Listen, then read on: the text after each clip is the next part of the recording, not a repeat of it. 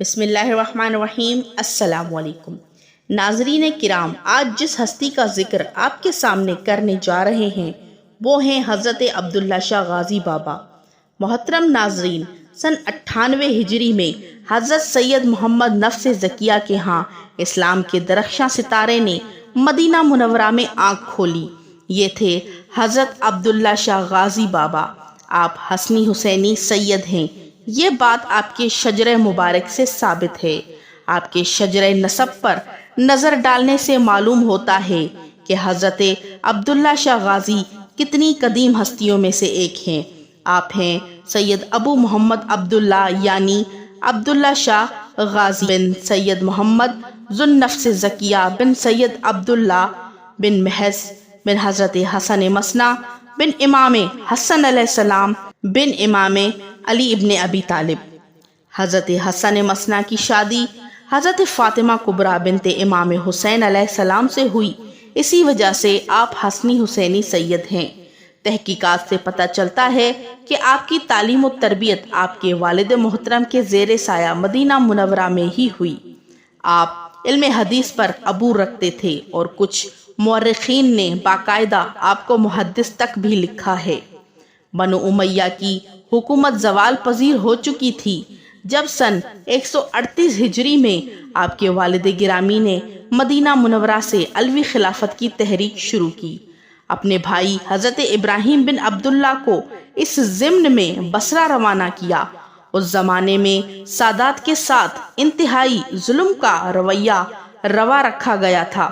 اس ظلم کے بہت سے واقعات بہت مشہور ہیں، جن میں حضرت ابراہیم کا واقعہ خاص طور پر مشہور ہے، جب آپ کو انتہائی بے دردی کے ساتھ دیوار میں زندہ چنوا دیا گیا تھا۔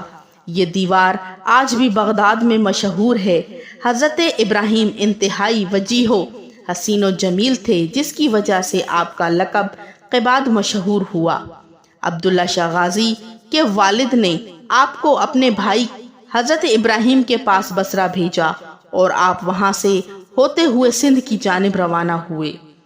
قبط کثیر تاریخ اول کامل جلد 5 میں لکھا ہے کہ آپ منصور کے دور میں سندھ تشریف لائے۔ تحفۃ الکریم کے مصنف شیخ ابو تراب نے آپ کی سندھ میں موجودگی ہارون رشید کے دور سے منسوب کی ہے۔ آپ کی سندھ آمد کے ضمن میں 2 قسم کے بیان تاریخ سے ثابت ہیں۔ ایک یہ کہ آپ تبلیغ اسلام کے لیے تشریف لائے اور دوسرے یہ کہ باقاعدہ طور پر علوی خلافت کے نقیب کی حیثیت سے تاجر کے روپ میں یہاں تشریف لائے۔ تاجر کا لفظ اس لیے استعمال کیا گیا ہے کہ جب آپ سندھ آئے تو آپ اپنے ساتھ گھوڑے بھی لائے تھے۔ یہ گھوڑے کم و بیش 20 مریدوں کے ساتھ آپ نے کوفے سے خریدے تھے۔ آپ کی آمد پر یہاں کے مقامی لوگوں نے آپ کو خوش آمدید کہا اور سادات کی ایک شخصیت کو اپنے درمیان میں پا کر بہت عزت و احترام کا اظہار کیا۔ آپ 12 سال تک اسلام کی تبلیغ میں سرگرد رہے اور مقامی آبادی کے سینکڑوں لوگوں کو مشرف اسلام کیا۔ یہ تو ہے کہانی ظاہرہ حالات کی، جن کو تاریخ اول کامل ابن کثیر نے یا طبری وغیرہ نے قلم بند کیا ہے، لیکن ایک عظیم ہستی جو حسنی حسینی سید ہے، حضرت علی علیہ السلام کی اولاد سے ہے، باطنی شاہ سواری سے کیسے خالی ہو سکتی ہے؟ ایک زمانہ کب سے ان کے فیض سے سیراب ہو رہا تھا۔ ان کی باطنی زندگی پر ابھی تک کسی نے کچھ نہیں لکھا۔ شاید اس کی وجہ سے ان کی اپنی تحریروں یا ان کے کسی ہم اثر کی ان کے بارے میں کوئی تحریر دستیاب نہیں ہے، اور شاید اسی وجہ سے وہ بہت پہلے اولیاء کرام میں سے ایک ہیں۔ یہ ان کا مزار پر انوار مرجع خلائق بنا ہوا ہے۔ یہ ویسے تو نہیں ہے، ولایت اور حضرت علی علیہ السلام کی مرہون منت ہے، وہی اس کا منبر ہے۔ یہ کسی نے نہیں لکھا اور کسی نے نہیں کہا، اور جو امانت مولا علی علیہ السلام سے سینہ بسینہ چلی آ رہی ہے وہ ان کے حصے میں نہیں آئی۔ شہادت ان کے آباء و اجداد میں چلی آ رہی ہے۔ مولا علی علیہ السلام سے لے کر غازی شاہ صاحب کے والد اور چچا شہید ہوئے، خود آپ نے بھی شہادت کا مرتبہ پایا۔ اپنی جان سے زیادہ کیا چیز ہے جو اللہ پاک کی راہ میں قربان کی جا سکتی ہے؟ یہ شہادت جو جلی ہے، مگر کیا کسی نے لکھا کہ وہ شہید خفی بھی ہیں؟ جب وہ حق ہو چکے تو راہ حق میں شہید ہوئے۔ دولت سرمدی کا تحمل وہی ہو سکتا ہے جس کو فطرت اس کا اہل سمجھتی ہو۔ حضرت عبداللہ شاہ غازی کے سندھ قیام کے دوران گورنر سندھ کو خبر آئی کہ آپ کے والد گرامی نے مدینہ منورہ میں اور ان کے بھائی حضرت ابراہیم نے بصرہ میں عباسی خلافت کے خلاف بغاوت کر لی ہے۔ سن 145 میں یہ اطلاع آئی کہ آپ کے والد حضرت محمد نفس زکیہ مدینہ میں، اور 15 رمضان کو اسی سال آپ کے چچا حضرت ابراہیم بن عبداللہ 25 ذیقعد یعنی 14 فروری سن 763 کو بصرہ میں شہید کر دیے گئے۔ حضرت عبداللہ شاہ غازی کے والد گرامی اور چچا کی شہادت کے بعد عباسی خلافت کے مرکزی خلیفہ منصور سے آپ کی گرفتاری کے احکامات بھی صادر ہوئے، مگر چونکہ آپ کے حصے میں میدان جنگ میں شہادت لکھی تھی، لہٰذا آپ کی گرفتاری تو عمل میں نہیں آ سکی۔ عمر بن حفص گورنر سندھ آپ کی گرفتاری کے معاملے کو مسلسل ٹالتا رہا۔ ان کا یہ خیال تھا کہ اس طرح کچھ وقت گزر جائے گا اور خلیفہ منصور غازی بابا کی گرفتاری کو بھول جائے گا، مگر جو لوگ اقتدار سے لگاؤ رکھتے ہیں وہ کسی طرح کا خطرہ مول نہیں لیتے، بلکہ چھوٹے سے چھوٹے خطرے کو بھی برداشت نہیں کر سکتے۔ چنانچہ منصور کے دل سے ہرگز غازی بابا کی گرفتاری کا خیال ماند نہیں پڑا، حالانکہ گورنر سندھ نے خلیفہ منصور کو یہ تک کہا کہ غازی بابا میری مملکت کے حدود میں نہیں، لیکن خلیفے کو اس پر بھی اطمینان حاصل نہیں ہوا۔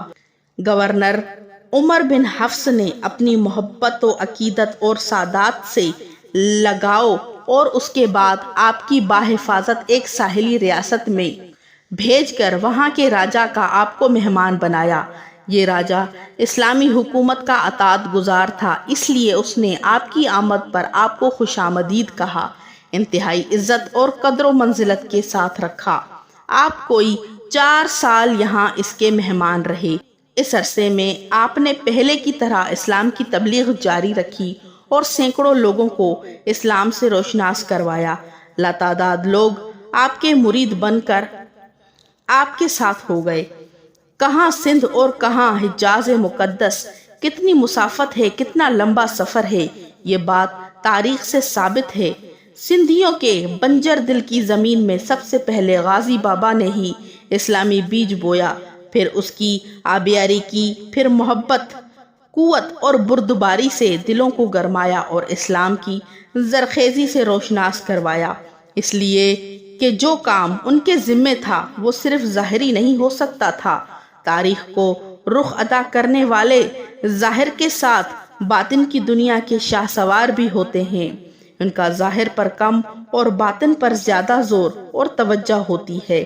دراصل ان ہستیوں کے لیے اس دارالعمل میں جس جگہ کا انتخاب کیا ہوتا ہے وہاں ان کے لیے اسباب بھی مہیا ہوتے ہیں۔ گورنر سندھ کا متی ہونا، آپ کی گرفتاری کو ٹالنا اور بحفاظت دوسری ریاست میں بھیجنا، یہ سب غیبی اعانت تھی، یعنی غیبی مدد تھی اور آپ کے عمل کی تائید تھی۔ اگرچہ عباسی خلیفہ منصور آپ سمیت تمام سادات کے قتل کے درپے تھا، اسے اطلاع ملنے پر اس نے حضرت عبداللہ شاہ غازی کو گرفتار کرنے کے احکامات جاری کیے، لیکن فطرت نے جو کام آپ سے لینا تھا اس لیے پورا اہتمام کر رکھا تھا۔ ایک ایسا گورنر سندھ میں متعین ہوا جو آپ کی تعظیم اور خیال رکھتا تھا اور کسی قیمت پر آپ کو نقصان پہنچانا نہیں چاہتا تھا، بلکہ اس نیک گورنر سندھ نے آپ کی بیعت کر لی اور وہ پس پردہ آپ کی حمایت کرتا رہا۔ محترم ناظرین، تاریخ سے ثابت ہے کہ اس زمانے میں جب آپ سیر و شکار کی غرض سے کہیں جاتے تو شان و شوکت کا اظہار ہوتا تھا۔ کیوں نہ ہو، غازی بابا کس نسل کے چشم و چراغ تھے؟ یہ غالباً اس لیے بھی تھا کہ آپ کی درویشی پر پردہ بھی پڑا رہے اور جو امانت آپ کے سپرد کی گئی تھی آپ کے سینے میں محفوظ رہے۔ یہ بتانا بھی ضروری ہے کہ آپ کے علاوہ آپ کے دوسرے بھائی اور بھی ہیں، وہ بھی بہت بڑے ولی تھے، انہوں نے بھی اسلام کی کافی خدمات انجام دی تھی۔ آپ کا مزار مراتش میں ہے اور وہاں آپ کا سب سے معروف مزار ہے جو مرجع خلائق بنا ہوا ہے، اس کا تذکرہ بھی تاریخ اسلام میں موجود ہے۔ ناظرین، جب کسی کے حالات زندگی لکھتے ہیں تو مختلف کتابوں اور تحریروں کا حوالہ دینا ہوتا ہے تاکہ حالات اور واقعات کی تصدیق میں آسانی ہو اور سننے والے پر ہر بات صاف ہو جائے، مگر باطن کی بات لکھنے پر کس چیز کا حوالہ دیں، کون سا ثبوت دیں؟ باطنی ثبوت دے بھی دیا جائے تو کون اس کی تصدیق کرے گا؟ بہرحال میرے نزدیک پہلا ثبوت تو لاکھوں زائرین کا آپ کی مزار پر حاضری ہے، اور دوسرا یہ کہ باطن کے کئی شاہ سوار نے یہ بات کہی ہے کہ عبداللہ شاہ غازی بابا کی بہت بڑی حکومت ہے۔ یقیناً ہے، جن لوگوں کو تصوف کی بھنک ہے اور جن کا باطن پاک ہو چکا ہے، قلب روشن ہے، وہ تو یہ سب کچھ ہمہ وقت دیکھتے ہیں، ہدایت لیتے ہیں اور مزار پر ایسے حاضری دیتے ہیں جیسے کہ غازی بابا سے ملاقات کر رہے ہوں۔ یہ بھی ادب کے کرینوں میں سے ایک کرینہ ہے، ورنہ زبان اور مکان سے چھٹکارا ہو جاتا ہے تو کہیں آنا جانا کیا، آپ کہیں بھی ہوں، غازی کا تصور قائم کریں، وہ وہیں موجود ہو جاتے ہیں۔ شہید تو مرتے ہی نہیں بلکہ زندہ ہوتے ہیں اور اللہ کے ہاں سے رزق کھاتے ہیں۔ شہید وہ کہ جس کے علم سے کوئی چیز پوشیدہ نہ ہو، جو شہید حق ہو، ہم اس کی کیا تعریف کر سکتے ہیں؟ جس ہستی کا پورا خاندان، پورا شجرہ شریف شہید ہو، شہید جلی بھی ہو اور شہید خفی بھی ہو، ان میں سے کون مرا ہے؟ سب کے سب زندہ و جاوید، بلکہ تمام کی دنیا پر باطنی حکمرانی ہے۔ ناظرین، حکومت دو قسم کی ہوتی ہے، ایک خطے پر اور دوسری حکومت جو حقیقی حکومت ہوتی ہے وہ دلوں پر ہوتی ہے۔ غازی بابا کی حکومت ظاہر اور باطن دونوں پر قائم ہے۔ تمام دفتران ان کے ہیں جہاں تمام زائرین کی دعاؤں اور تمناؤں کی عرضیاں وصول کی جاتی ہیں، پھر ان پر احکامات صادر ہوتے ہیں۔ ثبوت یہ ہیں کہ اگر زائرین کی مرادیں پوری نہ ہوئی ہوتی تو جمیع خفیر کیسا، جو ہر آنے والے دن کے ساتھ بڑھتا جا رہا ہے۔ جمعرات کے دن تو آپ کی سیڑھیوں پر چڑھنا مشکل ہو جاتا ہے، عام ایام میں بھی زائرین کا تانتا بندھا رہتا ہے۔ غازی بابا کی باطنی حکومت کا حال کیا ہے؟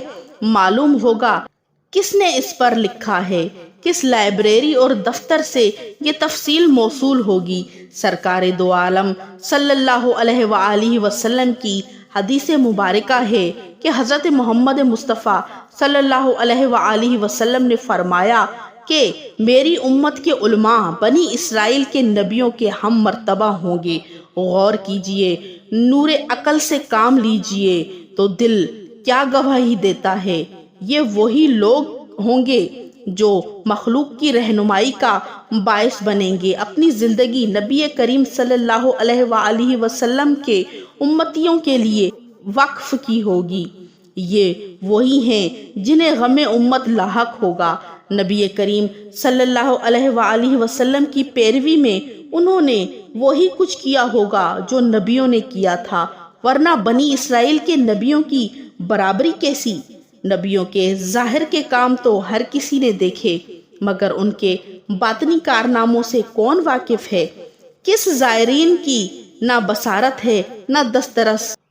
ہاں، باطنی شاہ سواران ان رازوں سے واقف ہوتے ہیں اور کبھی کبھار تو بقدر ضرورت ان پر سے پردہ بھی اٹھا لیا کرتے ہیں۔ یہ سب کچھ عین حق ہوتا ہے، مگر چونکہ عقل کے دل زادے ہر چیز عقل کی کسوٹی پر رکھے بغیر یقین نہیں کرتے، ان کو کیسے یقین دلایا جائے؟ حالانکہ عقل ایجاب ہے، اگر کسی کو کار عقل عطا ہو وہ کسی حد تک ان کے راز کا رازدان بن سکتا ہے۔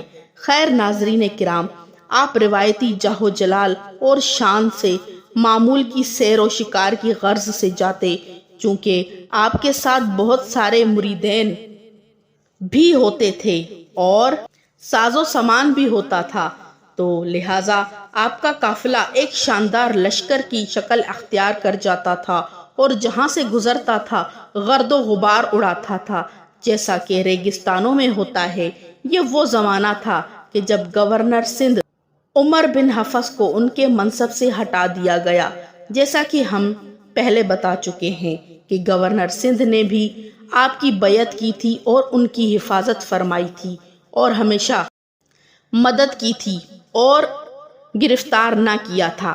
اسی سزا کے طور پر آپ کو اپنے عہدے سے ہٹا کر ہشام بن عمر کو سندھ کا گورنر مقرر کر لیا تھا اور اسے بھی غازی بابا کی گرفتاری کے احکامات دیے۔ سن 191 ہجری کا سال تھا جب سندھ کے علاقے سے بغاوت کا علم بلند ہوا، تو گورنر نے اپنے بھائی صفی بن ہشام کو اس بغاوت کی سرکوبی کے لیے روانہ کیا۔ جب صفی دریائے مہران یعنی دریائے سندھ کے کنارے پہنچا تو غازی بابا کے ساتھیوں پر پورے فوجی ساز و سامان کے ساتھ حملہ کیا۔ غازی بابا جو کہ مسلمانوں کے اتحاد اور اخوت کے علمبردار تھے، کبھی مسلمانوں کے خلاف تلوار اٹھانے اور انہیں آپس میں لڑوانے کا سوچ بھی نہیں سکتے تھے، مگر ان پر جنگ مسلط کر دی گئی تو انہوں نے اپنے اور اپنے مریدین کے لیے مقابلے کا تصد کیا۔ آپ اور آپ کے ساتھیوں نے خوب مقابلہ کیا، حتیٰ کہ دشمن کے قدم اکھڑ گئے اور ان کی فوج بھاگ کھڑی ہوئی، تاہم آپ کے ساتھیوں کو بھی نقصان پہنچا۔ لڑائی کے دوران کسی ظالم کے وار سے آپ زخمی ہو کر گر پڑے اور شہید ہو گئے۔ انا للہ و انا الیہ راجعون۔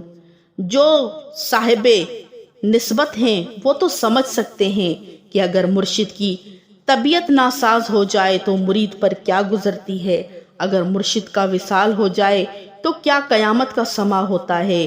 وہاں تو مریدوں کی موجودگی میں مرشد کو تلواروں کے وار کر کے شہید کیا گیا تھا، جس سے تمام مریدین انتہائی دل گرفتہ ہو گئے۔ آپ کے بچ جانے والے جانثاران مریدوں نے آپ کے جسد خاکی کو فوراً چھپا دیا، اس خوف سے کہ کہیں دشمن دوبارہ نہ پلٹے۔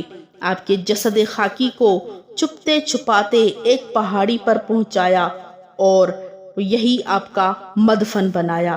یہ جگہ جو اس وقت ایک گاؤں تھا، آج ایک معروف بین الاقوامی مقام ہے۔ ایک اسلامی مملکت کا سب سے بڑا شہر کراچی ہے، اس کی آبادی کا ایک حصہ کلفٹن کہلاتا ہے، وہاں آپ کا مزار ہے۔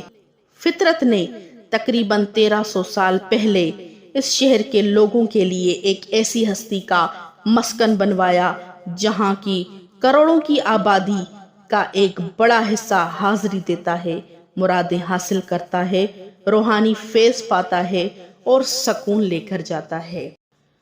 اگر آپ کو میری ویڈیو پسند آئی ہو تو میرے چینل کو سبسکرائب کریں، ویڈیو کو لائک کریں اور اپنے فرینڈز اور فیملی کے ساتھ لازمی شیئر کریں تاکہ اس ویڈیو کا پارٹ 2 ہم آپ کی طرف جلد از جلد لے کر آئیں۔ ویڈیو کو دیکھنے کے لیے شکریہ۔